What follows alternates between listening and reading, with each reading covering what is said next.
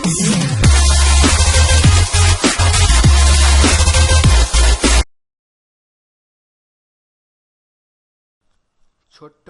আহ্নিক মন্দির পুটিয়া, রাজশাহীতে অবস্থিত।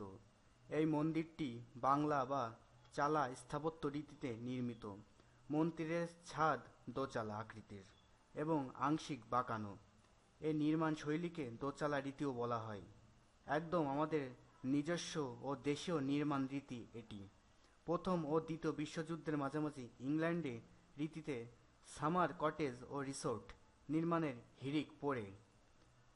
পৃথিবীব্যাপী এ নির্মাণশৈলী বেঙ্গল স্টাইল নামে পরিচিত। মূলত স্বল্প ব্যয়ের জন্য এ নির্মাণশৈলী বিখ্যাত।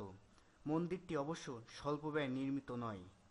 আর্নিক মন্দিরে সামান্য দিকে পুরো দেয়াল এবং অন্যান্য দিকে আংশিক দেয়াল টেরাকোটা দিয়ে ঢাকা।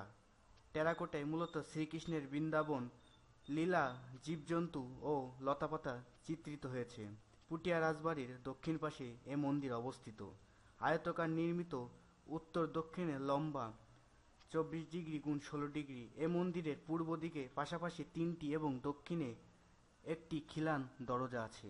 মন্দিরটি 18 খ্রিস্টাব্দে প্রেম নারায়ণ কর্তৃক নির্মিত এবং মন্দিরটি বয়স প্রায় 250 বছর। এবার আমরা জেনে নিই কীভাবে যাবেন ওখানে।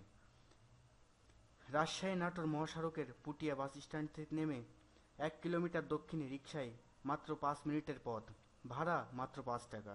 রাজশাহী শহর থেকে সড়ক পথের দূরত্ব 34 কিলোমিটার, নাটোর থেকে 18 কিলোমিটার।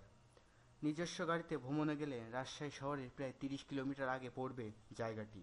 এছাড়া রাজশাহীগামী যে কোনো বাসে গিয়ে পুটিয়া নামা যায়। আবার রাজশাহী থেকে লোকাল বাসে পুটিয়া আসতে সময় লাগে পৌনে 1 ঘন্টা। রাজশাহী কেন্দ্রীয় বাস টার্মিনাল থেকে নাটোরগামী বাস চড়ে পুটিয়া নামা যায়। এবার আমরা জানাচ্ছি কোথায় থাকবেন। পুটিয়াতে জেলা পরিষদের 2টো ডাক বাংলো আছে, যেখানে নির্ধারিত ভাড়া পরিশোধ করে থাকা যাবে। তবে আসার আগেই ডাক বাংলোতে কক্ষ বরাদ্দ নিতে হবে বলে জেলা পরিষদ থেকে।